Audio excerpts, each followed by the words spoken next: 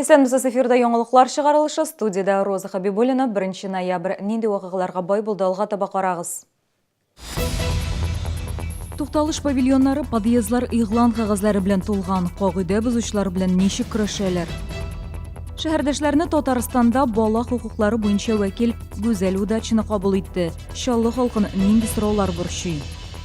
Чаллының барлык мәчетләрендә намаз уку тәртибе турында бушлай плакат тараталар. Проект авторы намаз кыләмнәрен 10 тоннага якын бастырырга ниятли.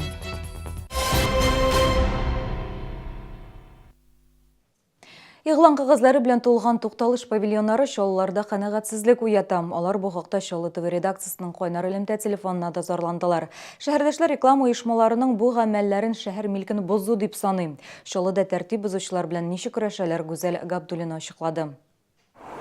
Тиешсез урыннарда игъланнарны үз билдеге белән ябыштырганнар. Бу хәбәрләр бигрәк тә тукталыш павильоннарында һәм яктырту баганаларында күп. Мондый реклама күбрәк канәгатьсезлек уята, диләр чаллылар. Мне кажется, вместо этого лучше карту города нарисовать и маршрут, чем деньги в долг из банка.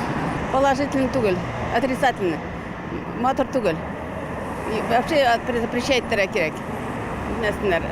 Клеить местнер. Тукталыш павильоннарына автомобиль юллары оешмасы хезмәт күрсәтә. Предприятие хезмәткәрләре һәр көнне белдерүләр куптара, язуларны юа. Чистарту порошокларына акча һәм иң кыйммәтле вакыт сарыф итәләр. Җәмәгать урыннарында тәртип урнаштыру урынына алар павильон диварларын чистартырга мәҗбүр. Подъездларда да шундый ук проблема. Электротехника идарә итүче оешмасы реклама кампаниялары белән ничек тә булса уртак фикергә килергә тырышкан, тик файдасыз. Мы пробовали посылать рекламодателям и тем, кто клеит эти объявления, договора. Посылали договора с просьбой к нам явиться, чтобы они делали это вполне на законных основаниях. Это ведь решают общие собственники дома. Можно было с ними договориться, и деньги какие-то шли бы на имущество, на содержание дома. А так вот не получилось. Ни один из рекламодателей к нам не пришел. Игъланнар ябыштыру гомумйорт милкен бозу булып тора. Урам себерүчеләргә даими рәвештә ишек һәм стеналарны чистартырга туры килә. Җилем җиңел генә юылмый. Реклама кәгазьләре аркасында диварларны буяу ешрак башкарыла, ди коммуналчылар. Хокук бозуларның әлеге түре җәмәгать тәртибен оештыру идарәсенең даими контролендә тора. 2018 елның 9 аенда Татарстан Республикасы законы буенча гражданнарга карата 1200, вазифаи затларга карата 5 беркетмә төзелгән. Гүзәл Габдуллина, Илдар Шайдуллин, яңалыклар. Шәһәрдәшләрне балаларга кагылышлы сораулар белән Татарстан Дәүләт Советы депутаты Светлана Захарова белән берлектә Татарстанда бала хукуклары буенча вәкил Гүзәл Удачны кабул итте. 3 сәгатьтән артык барган чарада 100дән артык кеше үзләрен борчыган сорауларга җавап алды. Теманы хәбәрчебез Ләйсән Ханова дәвам итә. Балаларга кагылышлы сораулар белән килүчеләрне 2 бүлмәдә кабул иттеләр. Һәркемнең сорауы җитди. Белгечләргә өмет баглап килүчеләр арасында Рөстәм Сайфин да бар. Ул 1 яшь ярымлык вакытыннан 5 ел хатынының кызын тәрбияләгән. Узган ел тормыш иптәше үлеп киткәч, баланы аннан алганнар. Башка гаиләгә тәрбиягә биргәннәр. Кабул итүдән өмет белән чыктым. Мондай очрашулар ешрак оештырылсын иде, ди шәһәрдәш. Сорау бала өчен булган инде. Положительный ответ килде безгә, без хәзер надежда бар да безнең, и ала бирсә бөтен әйберләрен булар. Чарага 20дән артык ведомстводан белгечләр чакырылган иде. Еш кына шәһәрдәшләр үз сорауларын урында хәл итә алмый. Шикаятьләр белән килүчеләр дә шактый була. И как показывает практика всех наших дней правовой помощи, обычно мы уходим с этого мероприятия еще и с пачкой жалоб, которыми мы впоследствии начинаем заниматься и доводить их до логического завершения в виде восстановления нарушенного права ребенка. Чаллыда мондай форматтагы очрашуның әле тәүге тапкыр гына оештырылуы, ләкин беренче очрашу шәһәрдәшләрнең балалар темасына караган сораулары шактый күп булуын күрсәтте. Белгечләр киләсе очрашуны 2019 елда, ягъни ярты елдан соң оештырырга ниятлиләр. Ләйсән Ханова, Ленар Султанов, яңалыклар. Мәгариф министрлыгы мәдәни ял учреждениеләрендә оештырылган чараларга балаларны мәҗбүри җәлеп итү буенча ата-аналарның зарлары ешаюын хәбәр итә. Белгечләр укучылар иреген чикләү ачыкланган очракта кайнар линия телефоны буенча хәбәр итүне сорый. Аның номерын сез экраннарда күрәсез. Министрлыкның матбугат хезмәте хәбәр итүенчә, укучылар мәгариф оешмаларында үткәрелә торган һәм локаль актлар белән билгеләнгән уку планында каралмаган чараларда үз теләге белән генә катнашырга хокуклы. Чараларга шул исәп Мәгълүматтан театрларга, кинотеатрларга һәм башка мәдәни ял учреждениеләренә коммерцияле нигездә барырга мәҗбүр итү булырга тиеш түгел.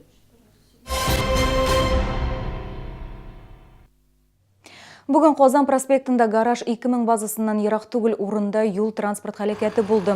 Калина машинасы алдан барган Ford машинасына килеп бәрелә. ЮХУД инспекторлары белдерүенчә, руль артындагы 83-нче елгы ир-атта аның пассажиры да эчкән хәлдә була. Хәрәкәт урыныннан качып китәргә ниятлиләр. Аларны Ford машинасы йөртүчесе һәм аның пассажиры аталы-уллы 2 шәһәрдәш тоткарлый. Ну, biz kabindan çıktık, süleşe başladık indi. Tıkınay böyle süleştiler de. Yanasın, çıkışın taşladı da kaçtılar, kaçtı indi. Bu garajın arkası kirip. Biz oradan çıkıp, tuzu çıkıp oradan koptuttuk indi malay. İkisi de İsrail'e, ondan sonra Mongay'da yorulgan, ondan sonra kaçıktı. Урында ЮХУД инспекторлары һәм Эчке эшләр идарәсе экспертлары эшләде. Калина руле артындагы шәһәрдәшкә карата административ беркетмә төзеделәр. Аның бер кайчанда машина йөртү хукукы булмаган, машина урланган дигән фараз да бар. Моны ачыклау өчен Ират комсомол полиция бүлегенә китерелде. Мәрхәмәтле ярдәм хезмәте тагын бер игелекле эш башлап җибәрде. Оештыручылар Чаллының барлык мәчетләрендә намаз уку тәртибе турында бушлай плакат тараталар. Ул намазга өйрәнү келәме дип атала. Акция Казан, Түбән Кама шәһәрләрендә дә алып барыла. Кешеләр язуны үзләренә генә түгел, туганнарына, дус-ишләренә дә алып китәләр. Плакатлар бик күп. Проект авторы Мансур Махмутов сүзләренә караганда, ул аларны 10 тоннага якын бастырырга ниятли. Шәһәр мөхтәсибәте дин юлында гыйлем таратучы оешмага рәхмәт белдерә. Аңа карап намаз укырга өйрәнү бик җайда һәм тиз.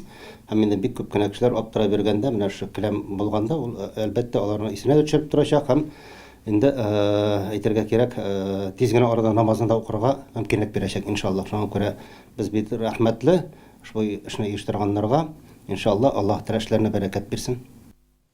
Хәзер рекламалы мәгълүмат, кыш җитәргә бер ай вакыт калды, көннәр суыта бара. Димәк, җылы киемнәр әзерләргә вакыт. Чаллыда өске киемнәр ярминкәсе дәвам итә, биредә куртка һәм пуховикларның 3000-нан артык төре тәкъдим ителә.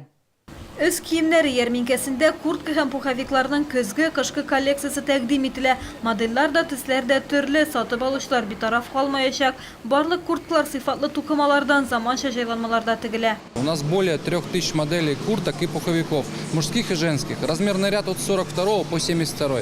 А самое главное, это наша цена. Цена от производителя. Любая осенняя курточка у нас стоит 3500 рублей, а теплая зимняя всего лишь 4500 рублей. Курткаларның синтепон белән генә түгел, дөя йоны, тинсулейт, биомамык белән тутырылганнары да бар. Алар суык якларда яшәүчеләр өчен кием теккәндә кулланыла. Шәһәрдәшләр ярминкәне бәйләп өлгерде инде.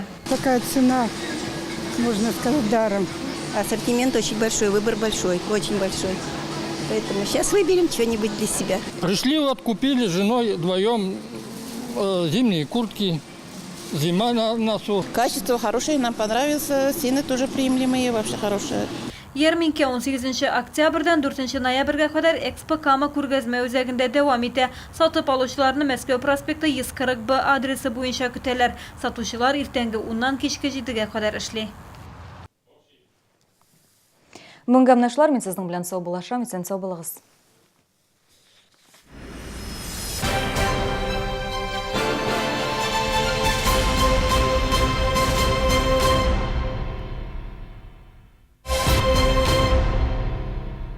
Спешите! Только 4 дня со 2 по 5 ноября в магазине «Светофор» перед Бровецким мостом на улице Ломоносова горбуша всего 99,90 за килограмм.